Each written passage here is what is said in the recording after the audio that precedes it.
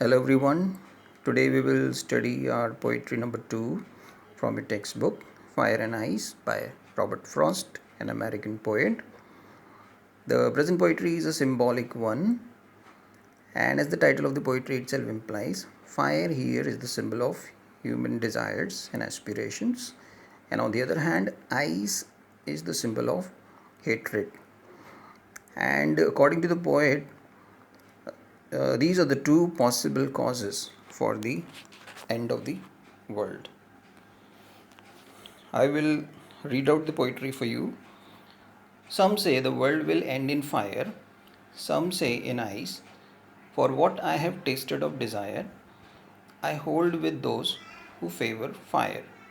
But if it had to perish twice, I think I know enough of hate to say that for destruction ice is also great and would suffice. Perish means die, and suffice means to be sufficient. The first four lines are the first stanza, and the next five lines is the second stanza of the poetry. In the first stanza of the poetry, in the first two lines, the poet is expressing people's view, what people think about how the world will come to an end. The poet is analyzing about the end of the world. The poet deals with two possible causes for the end of the world. He considers whether the world will end in fire, that is, human desires and aspiration will cause the world to come to an end, or ice, that is, human hatred and jealousy towards each other. Both the two reasons contrast with each other and are equally opposite.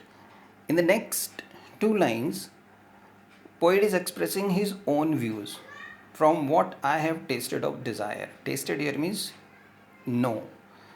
Whatever I know about desire, that is human desires, aspirations to achieve, accumulate so much in life, will cause the world to come to an end. There are two categories of the people. On one side are those people who favor fire, and on the other hand are the people who favor ice, which will freeze the world. In the second stanza, the poet says, but if it had to perish twice, perish means die, if the world has to die twice, he believes that uh, the poet is very much sure of destruction of the world or humanity. He first talks about the destruction caused by fire, and in case this fails, then ice, that is the symbol of hatred and jealousy, will end humanity and the world one day. Frost goes on to discuss about the power of hatred and jealousy which human beings have towards one another, which is symbolized by ice. Hate, according to the speaker, is just as powerful as desire. While desire consumes quickly, hate is just as great and powerful. In fact, by ending the poem with the concept of hate. I hope the poetry is clear to you.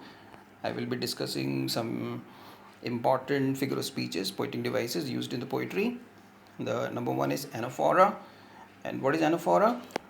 Anaphora is the repetition of same words at the beginning of two or more consecutive lines. Look at line number 1 and 2.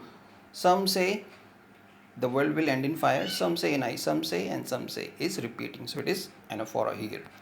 Next is enjambment. What is enjambment? Enjambment is the continuation of a single line in two or three consecutive lines. Look at the last three lines. To say that for destruction ice is also great and would suffice. This is a single line. Single line is running in three lines, so it is enjambment. Next is alliteration. And what is alliteration? Alliteration is the repetition of consonant sound at the beginning of closely connected words. Some say sound S is repeating.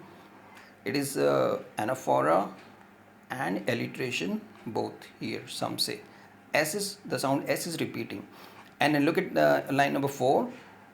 I hold with those who favor fire. Favor fire, sound F is repeating. So it is alliteration here. Next is assonance. And what is assonance?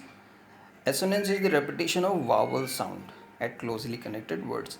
Alliteration, which we have just seen, is the repetition of consonant sound. And assonance is the repetition of vowel sound. Line number 1. Look, some say the world will end in fire. Will end in fire. I sound is very prominent. I vowel is very prominent. It is repeating. And in line number 4 also, I hold with those who favor fire. The vowel O is very prominent, so it is assonance. I hope the poetry is clear to you. Thank you.